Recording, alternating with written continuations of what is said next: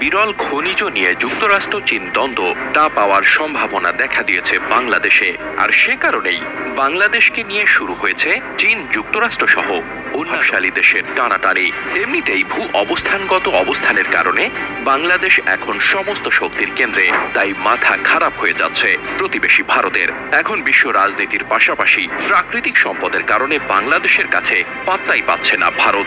এগিয়ে যাওয়ার মাপকাঠিতে এশিয়ার অভিজাত রয়্যাল বেঙ্গল টাইগার এখন বাংলাদেশ। আর যে ভারত এতদিন আমাদের সুন্দরবনের রয়্যাল বেঙ্গল টাইগারকে অন্যান্য অনেক কিছুর মতো অধিকার করতে চাইছিল, সেই ভারত এখন ভেজা বিড়াল। ডক্টর ইউনূসের সময় বাংলাদেশে যেন সোনার চাষ হচ্ছে। এখন শুধু সোনা নয়, আরো অনেক মূল্যবান ধাতুও পাওয়া যাচ্ছে। যুক্তরাষ্ট্রের প্রযুক্তি কোম্পানি অ্যাপল আইফোন তৈরিতে বিরল মৃত্তিকা ধাতু আমদানি করে চীন থেকে। শুধু আইফোন না, গুরুত্বপূর্ণ যে কোনো ইলেকট্রনিক সামগ্রী তৈরিতে খনিজ ধাতু দরকার হয়। এই খনিজ ধাতু সবচেয়ে বেশি মজুদ রয়েছে চীনে। বর্তমান চীন মার্কিন যুক্তরাষ্ট্র দ্বন্দ্বে চীন সিদ্ধান্ত নিয়েছে এই বিরল মৃত্তিকা ধাতু আর রপ্তানি করবে না। যুক্তরাষ্ট্রের প্রভাবশালী গণমাধ্যম নিউ ইয়র্ক টাইমসে 13 এপ্রিল প্রকাশিত এক প্রতিবেদনে বলা হয়েছে, সম্প্রতি চুম্বক সহ বিরল মৌলের রপ্তানি বন্ধ রাখার জন্য নির্দেশ দিয়েছে চীনের বাণিজ্য মন্ত্রণালয়। এর ফলে প্রচুর মৌল জাহাজীকরণের অপেক্ষায় বন্দরে পড়ে আছে। প্রতিবেদনে বলা হয়, বিশেষ অনুমতি ছাড়া চীন থেকে এ ধরনের পণ্য রপ্তানি করা যাবে না। সামারিয়াম, টোলিনিয়াম, টারবিয়াম, ডিসপ্রোসিয়াম, লিউটেনিয়াম, স্ক্যান্ডিয়াম, ইটিয়ামের মতো প্রায় 17টি বিরল মৌলের অভাবে আমেরিকার প্রতিরক্ষা শিল্প বড় সংকটে পড়তে পারে।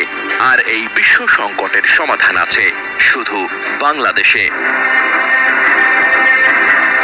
বাংলাদেশে বিরল খনিজের সন্ধান পাওয়া গেছে বলে জানিয়েছেন বাংলাদেশ ভূতাত্ত্বিক জরিপ অধিদপ্তর। প্রায় 20 বছর ধরে খনিজ নিয়ে কাজ করছে বাংলাদেশ ভূতাত্ত্বিক জরিপ অধিদপ্তর। সংস্থাটির গবেষকরা বলছেন, বাংলাদেশের নদী অববাহিকার বালু, জেগে ওঠা চর, সৈকত বালু এবং কয়লা খনি থেকে বিরল খনিজের সন্ধান পাওয়া গেছে। উত্তরবঙ্গের স্বল্প গভীরতায় প্রাপ্ত ভিত্তিশিলাতে বিরল খনিজ থাকার সম্ভাবনার কথাও বলেছেন তারা। গবেষকদের ধারণা, সিলেট, সুনামগঞ্জ ও ময়মনসিংহ জেলার পাহাড় থেকে নেমে আসা পানির স্রোতধারার পললের সঙ্গে তেজস্ক্রিয় মৌল ও বিরল ধাতু থাকতে পারে। জিএসবি সূত্র থেকে জানা গেছে, শুরুতে যমুনা নদীর বালু পরীক্ষা করে সেখানে থাকা আকরিকের মধ্যে বিরল মৃত্তিকা মৌলের সন্ধান পায় জিএসবির গবেষক দল।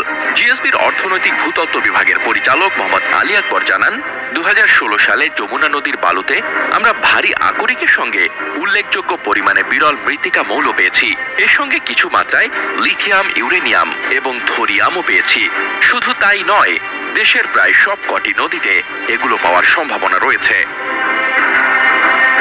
ধরলা নদীর বালু পরীক্ষা করে জিএসবির গবেষকরা স্যামারিয়াম, ইউরেনিয়াম, গ্যাডোলিনিয়াম, টারবিয়াম ও ডিসপ্রোসিয়ামের মতো বিরল মৃত্তিকা মৌলের সন্ধান পেয়েছেন বলে জানিয়েছেন মোহাম্মদ আলী আকবর। তিনি বলেন, মূলত বালুতে থাকা খনিজ মোনাজাইট ও জিরকনের সঙ্গে বিরল মৃত্তিকা মৌলের উপস্থিতির প্রমাণ মিলেছে।